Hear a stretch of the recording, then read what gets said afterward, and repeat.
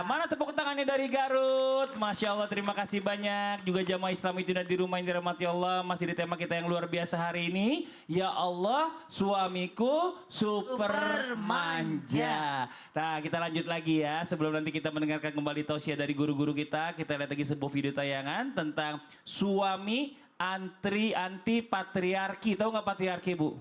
Suaminya mandiri banget. Ya, coba kita lihat tayangannya. Ini dia nih. Ini dia, kalau suami udah anti patriarki atau mungkin dia sangat mandiri atau dominan gitu, yang nggak manja sama istrinya, kadang-kadang kita berpikir, wah ini bahaya nih buat istrinya nih.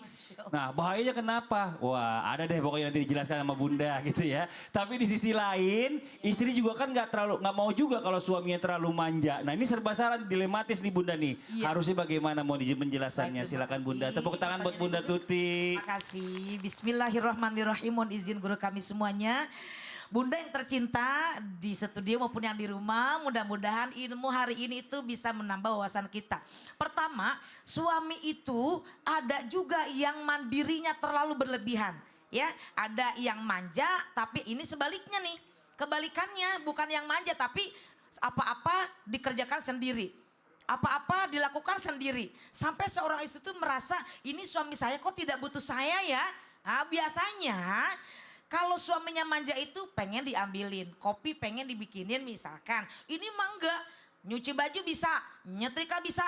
Jadi semua kegiatan, semua pekerjaan istrinya dilakukan juga oleh suaminya. Belum bekerja, belum ini, belum itu. Semuanya dikerjakan. Sampailah istri itu bertanya, kok suami saya enggak kayak orang lain ya? Disinilah kita tidak boleh membandingkan suami kita dengan suami orang lain. Mengapa suami kita itu kok terlalu mandiri? Bisa jadi memang sudah terbiasa sejak kecil mandiri. Betul tidak? Apa-apa melakukan sendiri. Kedua, barangkali kedekatan secara emosional agak kurang, komunikasi terjalin, terbangun. Maka disinilah kalau misalkan punya suami seperti ini, ibu-ibu jangan berkecil hati. Ditanyakan, Mas, sini saya yang melakukan. Ayolah, ayo kita cari kegiatan bersama-sama supaya nanti ada obrolan-obrolan yang bisa menjadikan suami itu minta perhatiannya juga dan kita juga bisa mencurahkan perhatian kita kepada suami. Pastilah kita juga inginkan ya Bu ya, dimanja ya. Kalau ini suaminya yang betul-betul mandiri. Lalu bagaimana kita melihat suami kita yang mandiri ini? Ibu jangan negatif thinking, lihat sudut pandangnya seperti apa. Karena kita mengenal sosok suami sebelum menikah kita sudah kenal. Biasanya kita kan menerima ya, tapi lama-lama kita juga aduh pengen juga dong suami itu kita manjakan. Tapi ini gak mau, jangan begitu, saya emang gak suka digituin. Jangan begini, jangan begitu, biasa aja lah. Memangnya kalau cinta itu harus semuanya diucapkan dengan setiap hari? Ada suami yang tidak suka dengan terlalu dimanjakan. Ada. Nih Ustaz Sam gimana nih karakternya nih? Ustaz Maulana gimana nih? Ustaz Maulana mandiri. Mana mandiri? Mandiri. Oh mandiri. Kalau Mas Fadli gimana nih? Manja. Masya Allah. Iya. Nah kalau misalkan mandiri seperti ini, maka kita harus memakluminya. Sebagai istri jangan suudzon. Karena mungkin kan karakter berbeda-beda, nggak sama. Betul tidak Mas Fadli? Betul Bunda. Kalau misalkan yang manja ya seperti itu, tapi yang nggak manja ya kita terima. Iya, tapi kalau misalnya nggak terlalu mandiri juga kasihan istrinya. Iya, jadi kurang perhatian. Nggak dapat ladang pahala dari suaminya. Iya benar. Iya, makasih banyak Bunda. Tepuk tangan buat Bunda Tuti ini, Masya Allah. Kita lanjut lagi Ustadz Maulana, boleh maju ke depan Ustadz. Izin Ustadz nih, apakah berdosa kalau suaminya manjanya? Berdosa enggak? Berdosa nggak kalau suaminya manjanya kelewatan? Apa itu? Misalnya membatasi pergaulan istri, istri nggak boleh nongkrong sama teman-teman ceweknya, terus udah gitu sampai saking apa namanya overprotective-nya nggak boleh juga ketemu walaupun sama keluarga sendiri. Nah itu bagaimana, boleh nggak kayak gitu? Mau dijelasin penjelasannya Ustadz. Tepuk tangan buat Ustadz Maulana. Izin Ustazah dan Ustazah, masa Ustazah Bunda Tuti.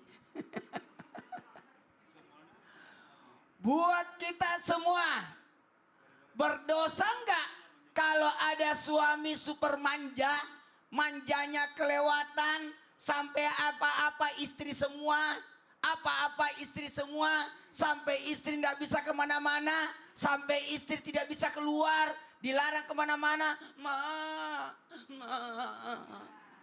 Ini kelewatan ini. Tapi kita lihat dulu, larangan seorang istri dilarang oleh suaminya untuk keluar rumah, untuk bersosialisasi, kita lihat dulu dari segi apa? Apakah ada dosa di dalamnya atau tidak? Tunggu dulu. Suami yang melarang istrinya bergaul atau keluar karena dikhawatirkan ada dosa di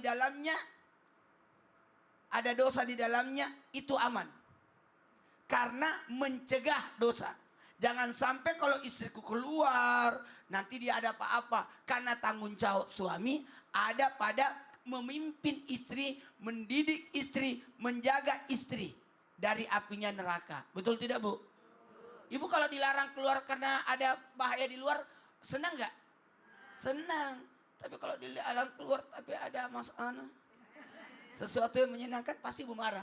Maka berdosanya jikalau penyebab terputusnya silaturahmi disebabkan larangan suami untuk keluar bersosialisasi untuk ajang silaturahmi, itu yang tidak boleh. Karena memutus silaturahim antara istrinya dengan keluarganya, dengan orang tuanya, dengan sahabatnya, dengan orang-orang yang pernah dulu dia dapat silaturahmi terputus gara-gara suami yang melarang. Dan tidak ada dosa di dalamnya. Maka solusi yang terbaik, karena kalau tadi Mas Fadli bertanya, Ustaz ada dosa enggak kalau ada suami super manja yang sangat tinggi sampai melarang istrinya keluar? Kalau ada unsur dosa di antara tiga ini, zalim kepada dirinya, kepada Allah berdosa, dan maaf ya, kepada sesama, itu yang bahaya.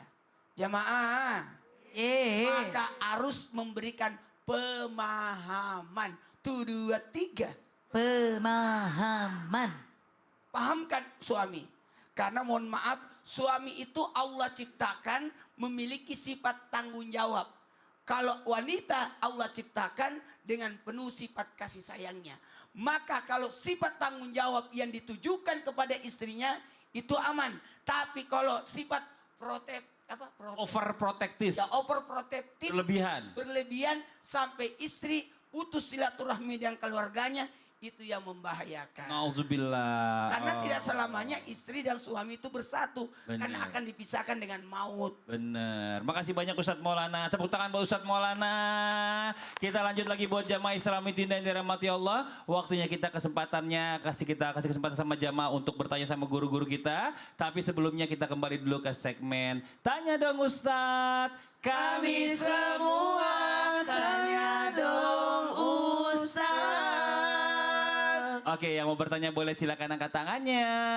Masya Allah. Dari sebelah sini Ibu, yang di atas Bapak boleh turun. Masya Allah, sini Bu. Nah, Bunda Tuti, Ustadz Syam boleh maju ke depan. Ibu sini Bu. Nah, sini aja Bu, dekat saya Bu. Oh, di sini dulu aja. Ya boleh. Ya sini. Ya Ibu, sini Bu. Nah, ini silakan perkenalkan dirinya. Udah nyala Bu. Assalamualaikum warahmatullahi ta'ala wabarakatuh. Waalaikumsalam warahmatullahi wabarakatuh. Nama saya Noni Suryani dari Majelis Taklim Miftahul Hasanah Garut. Tepuk tangan buat Ibu Noni, Masya Allah. Mau cerita apa Ibu? Mau nanya apa? Ya mau cerita deh tuh. Mau tanya pada Ustadz Sam. Ustadz Syam ya, Ibu, boleh. mangga. Gimana itu menanggapinya? Mm-mm. Punya suami itu manja. Mm-mm.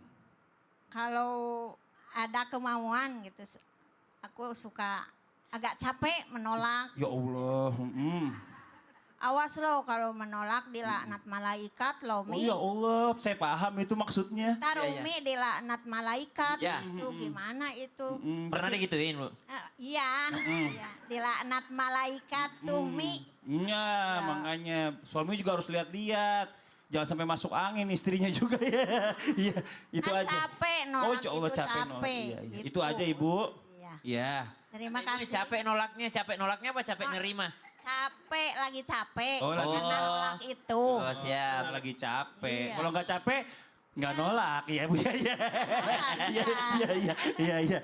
Oke, itu aja Ibu Noni. Ya, terima kasih. Iya, makasih banyak. Wassalamualaikum warahmatullahi ta'ala wabarakatuh. Waalaikumsalam warahmatullahi wabarakatuh. Tepuk tangan buat Ibu Noni, boleh duduk lagi. Silakan Ustaz yang Terima kasih Bang dijawab. Noni, makasih Bang Fadli, Tabe Guru Ustadz Maulana, Bunda Tuti, para alim ulama yang dimuliakan Allah Subhanahu wa taala.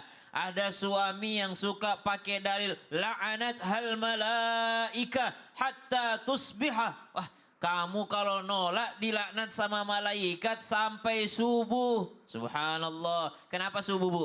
Karena biasa ngajaknya malam. Tapi makanya ada beberapa ulama yang menafsirkan ataupun memberikan penjelasan. Kenapa disebut sampai pagi? Ada yang mengatakan memang betul sampai pagi dilaknat malaikat. Atau yang kedua sampai suaminya memaafkannya. Jadi kalau belum dimaafkan sampai 2 hari, sampai 2 hari dilaknat malaikat gimana coba? Maka ini menekankan betapa besarnya daripada pahala beribadah pasangan suami istri. Sehingga para sahabat Nabi SAW, mohon maaf, ada yang berbuka puasa dengan istrinya. Kenapa? Tahu betapa besar pahala daripada yang diberikan oleh Allah Subhanahu wa taala kepada sepasang suami istri. Kemudian yang kedua, dikatakan tadi, bagaimana kalau ada suami manjanya sampai bawa-bawa dalil? Alhamdulillah, berarti suaminya ngerti tentang ilmu agama. Tinggal sang istri tadi juga ngerti tentang ilmu agama. Tapi bukan hanya berbicara tentang ilmu dalil kalau dalam berumah tangga, tanpa bermaksud menggurui ataupun mengajari. Ada namanya ilmu pengertian. Pengertian gimana? Pengertian bagaimana keadaannya sang istri. Apakah sedang repotkah dia merawat anak? Apakah sedang repotkah dia menyiapkan hal-hal dalam rumah tangga? Jangan sampai sang suami sendiri yang menyebabkan istrinya dilaknat oleh malaikat. Justru menjadilah seorang suami yang berusaha bagaimana caranya agar istriku tidak dilaknat sama malaikat. Kenapa? Kalau dilaknat sama malaikat, apa artinya dirahmati malaikat? Karena ada bu ayatnya. Innallaha wa malaikatahu yusalluna 'alan nabi. Ada Allah dan malaikat bersolawat. Apa itu artinya? Ini lawan daripada laknat nih. Malaikat bersolawat itu apa itu? Memohon ampunkan. Jadi kalau disolawatin sama malaikat, itu artinya sedang dimohon ampunkan sama malaikat. Ya Allah, kata malaikat, ya Allah ini seorang istri soleha, ampuni dosanya istri ini ya Allah. Itu malaikat sedang bersolawat ke atasnya. Tapi lawannya adalah dilaknat. Maka akan hilang sakinah dalam rumah tangga tersebut. Maka akan hilang kenyamanan dalam rumah tangga tersebut. Kenapa orang kalau lagi pengajian begini banyak yang mengantuk? Karena ada rahmat, karena banyak malaikat di sampingnya. Kenapa pas di dalam rumahnya di kamarnya kok susah tidur? Jangan sampai kira-kira sering dilaknat malaikat si istri.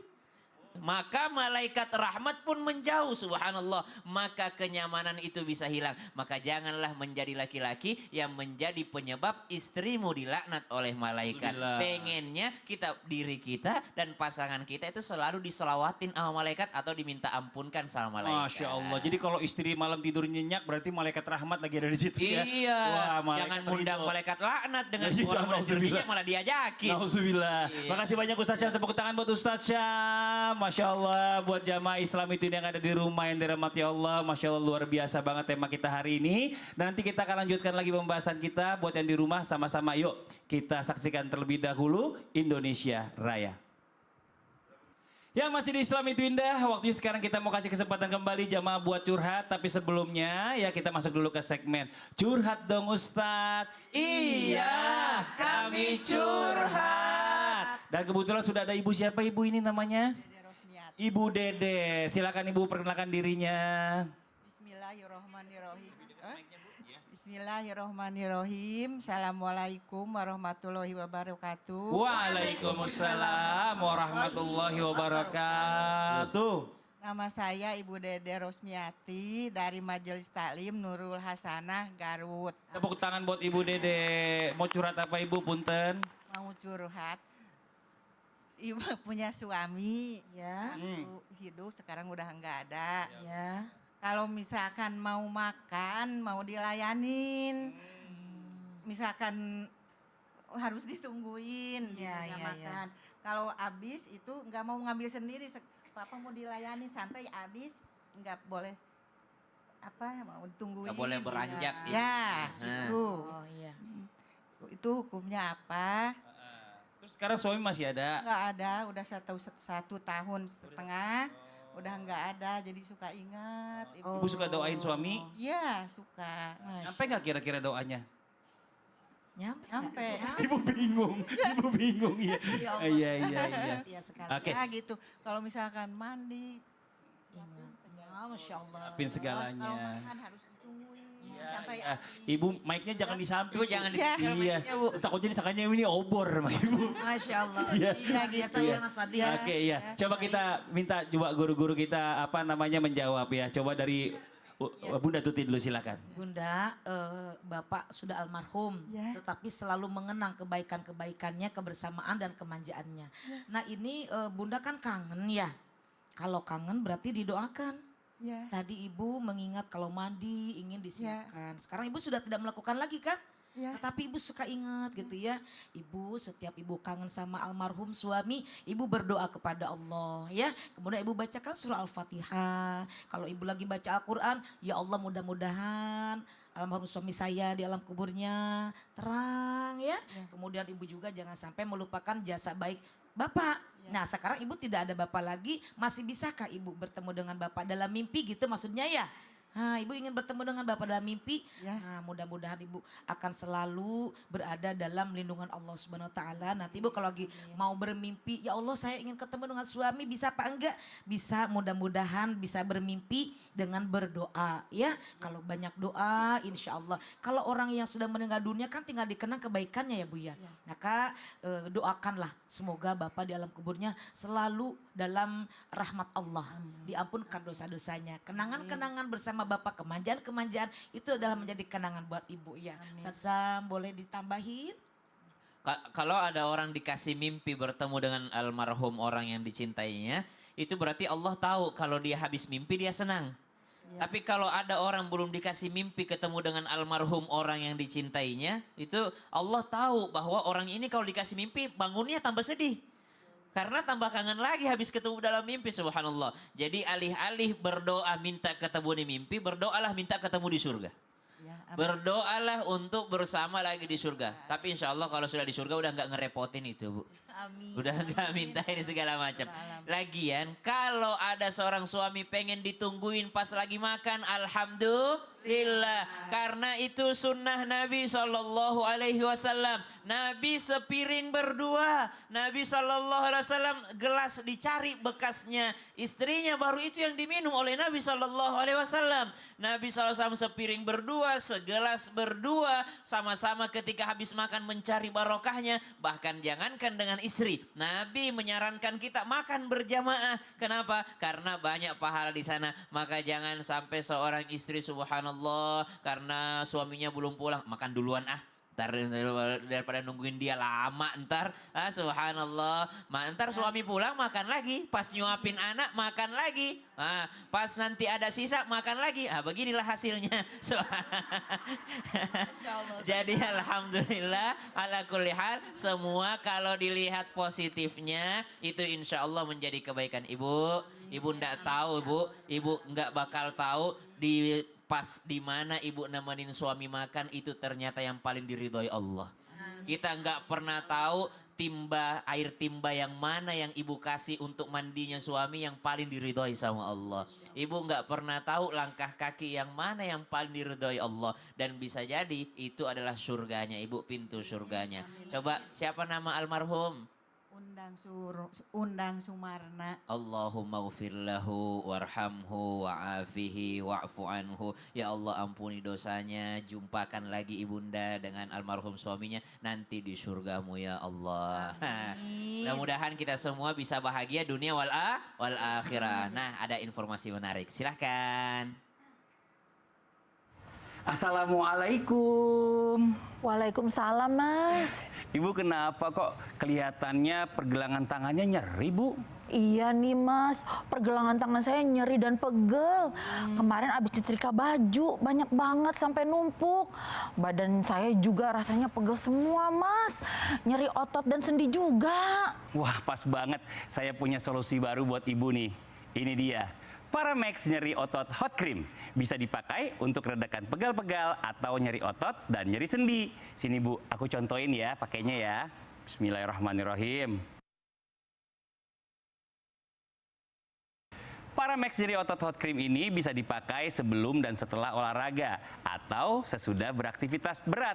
Pas kondisi badan lagi pegel-pegel, Bu. Keunggulannya panasnya pas dan meresap ke dalam. Bukan cuma panas di permukaan doang, krimnya juga nggak lengket, jadi enak digosoknya. Nah, yang bikin beda tuh aromanya. Bikin rileks banget karena pakai anis oil.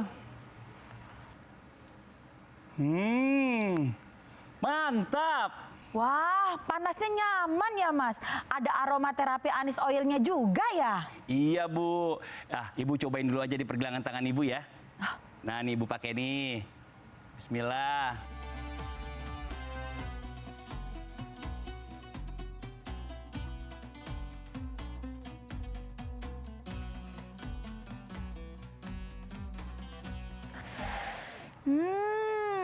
Wangi aromaterapi anis oilnya beneran bikin rileks. Bisa dibeli di mana, Mas? Bisa dibeli di apotek terdekat atau cek di e-commerce juga banyak. Buat yang aktif, gampang pegal atau aktif olahraga, wajib punya Paramex nyeri otot hot cream. Nyeri otot sendi pegal linu, Paramex nyeri otot hot cream obatnya. Alhamdulillah. Dan ini buat jamaah Islami Tunda yang ada di rumah, jangan kemana-mana. Setelah ini kita lanjutkan lagi pembahasan kita bersama guru-guru kita. Tetap di Islami Tunda ya. Jamaah, oh jamaah. Alhamdulillah. Lillah.